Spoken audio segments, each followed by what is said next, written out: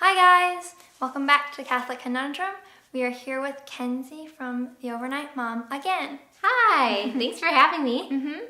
So we're going to talk a little bit about the Rosary, and I noticed you have a few videos on the Rosary on your channel, so I thought who better to talk about it with than Kenzie. Thank you.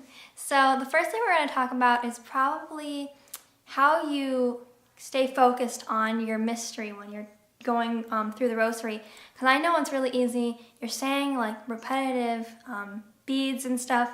It's hard to stay on the same topic for the whole time.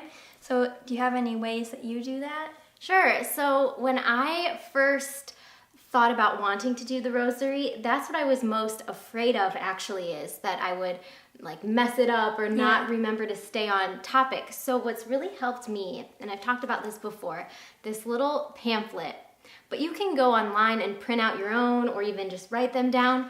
But it has all of the mysteries, and they're usually in churches, like where if they have, if there's a table or something where there's different handouts, and it will teach you how to do the Rosary. So I literally will keep this with me, especially if I'm losing focus. And I just take my time and I read through and always constantly go back to that. I also think about the fruits of the mystery, and that helps because you're thinking more about one word. You know, for instance, for the first joyful mystery, the fruit of the mystery is humility. So that is what I try to remember to focus on, because it's sometimes easier for me to remember the fruit. Okay, so my other idea to stay focused is to mix it up. So if you just have a lot on your mind, you really want to pray the Rosary, but you're having trouble focusing, listen to an audio Rosary. And I noticed you guys did a Rosary on your channel, right? Yeah. And you have some, are there birds chirping in the back? I love that because it's such a springtime thing. We were listening to it the other day. So check that out. That's a great way to go on YouTube. You know, you guys are already here.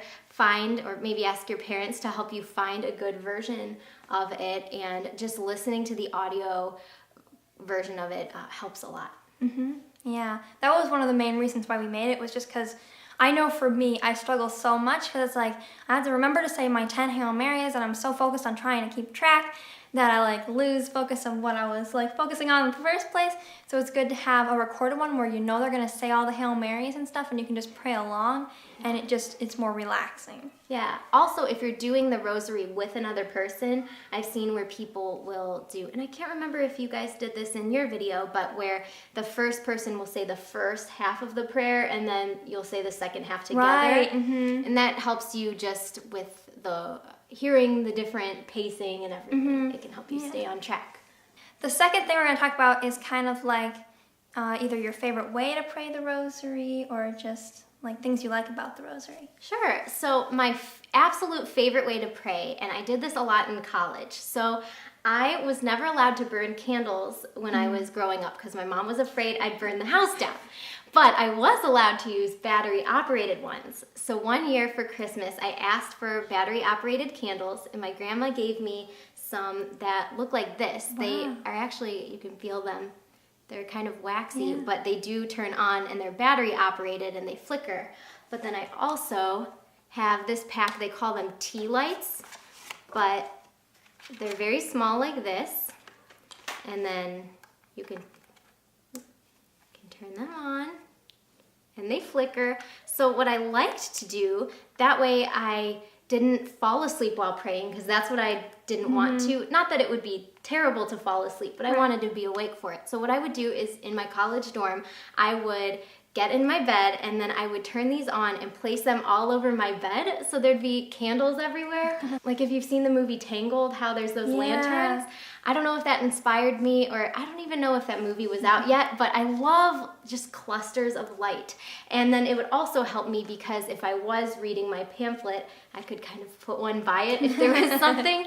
But I just love that it really got me in a prayerful mood. But then since they're battery operated, and if I fell asleep and they were all over my bed, nothing would catch on fire. So it was just a great way for me to just unwind at the end of the day and stay focused. So I really like doing the little battery-operated lights. That's awesome. I never even thought about that. That's adorable. Thanks. And I just keep these in my nightstand even now, and so if I ever do want to do that, I can just take them out, and it helps you stay awake, because you can even pretend that they're real, so it'll help you remember, like, oh, I have to turn out my candles, or for me, I didn't want to waste the battery power, so it would give me more of an incentive to stay awake if I had them. So yeah. You obviously know that there's like fruits with the mysteries. Yes. Do you find that there's like benefits while like reflecting on them, and do you like find that they actually like seem to help you more? Definitely. So I love the mysteries of the Rosary because I think it is important to constantly be reflecting upon the life of Jesus and these big events that have happened. But also sometimes when I'm praying, I'm having that conversation with God, and I have stuff on my heart that I want him to help me with, or that I'm taking to him.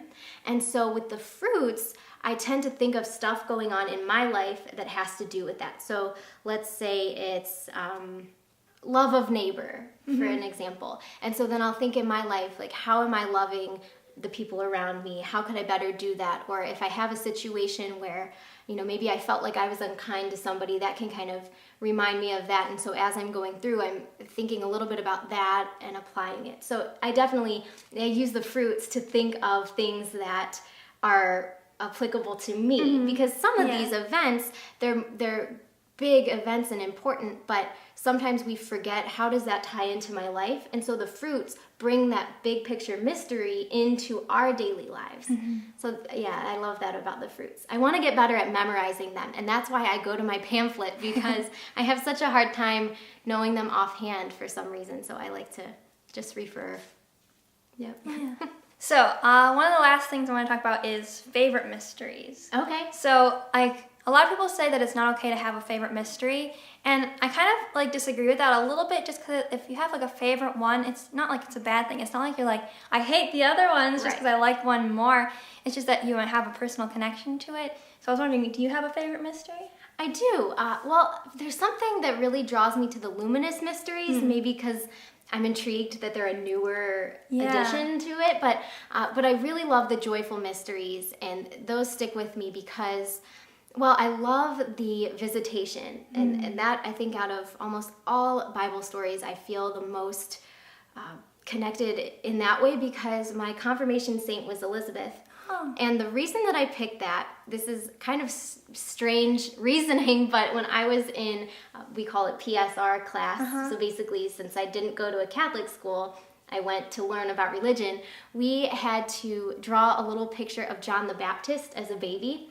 And so I cut him out, and I still have it somewhere, in my little cutout of John the Baptist. And I thought he was so adorable. And then when I found out Elizabeth was his mom, I thought, oh, that would be a great confirmation saint because she had a really cute baby. That was my thought process. But after reflecting on her life, I just love how, the baby leapt in her womb. Yeah. And the whole concept that the first person to recognize Jesus was an unborn baby, and that connection there.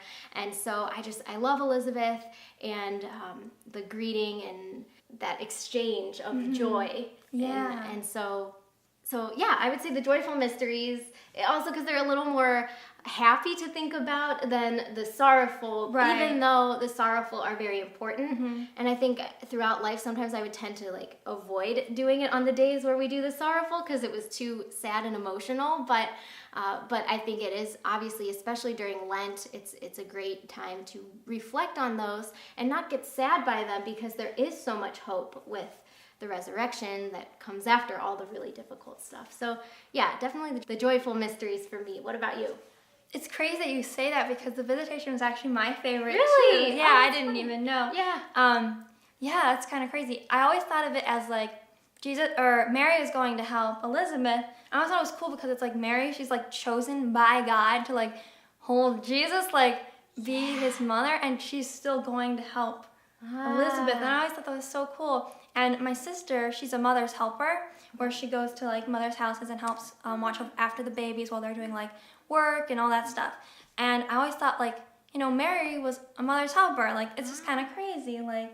She's the mother of God, but she even helped mothers. So I mean, it's just really cool. I love that. I always connect to that. Yeah, I never thought of it in that way, of her constantly serving, even when she was in a position where maybe people would have catered to her a little more. Yeah. That's very cool. Yeah. I also think it's interesting how you talk about the sorrowful mysteries, because I also wanted to avoid them because they're just so sad. Like, it always hurt me so much to even like think about it. And, like, I still haven't even watched like the Passion of Christ because I'm so nervous that like those images will be stuck with me, and I'll just like always feel badly about like that whole situation, because of course it's an awful thing that Jesus went through. But someone, I went on a retreat, and someone was like, when you're praying the sorrowful mysteries, don't look at it just as like this sad, horrible thing. Look at how much he loved you, to think about the love that was pouring out during that time. But really helped me pray the mysteries without like avoiding them more, because now they're like kind of like my second favorite, if that makes sense. Right. So, yeah. That's true. And I think when we do, even just looking at the crucifix, it does seem like such a sad image. And I think that confuses a lot of people, because why do we have this sad image, giant in our churches, but it's really almost like a giant heart in a sense. It's just like the if you think of the magnitude of the pain, but right next to the magnitude of the love, it's very powerful and in a really a happy image in the full picture. So that was just a bit about the Rosary, and if you guys want to learn more about the Rosary and all that, we can totally make another video. It's all up to you guys. If you'd like that, give it a like, the video a like, and subscribe to the channel and ring the bell so that you get notified when new videos are up. And also check out her channel, The Overnight Mom. We'll have it in the description, because she also makes great videos about the Rosary too. Thank you. Thank you guys so much for watching, and God bless. Bye. Bye.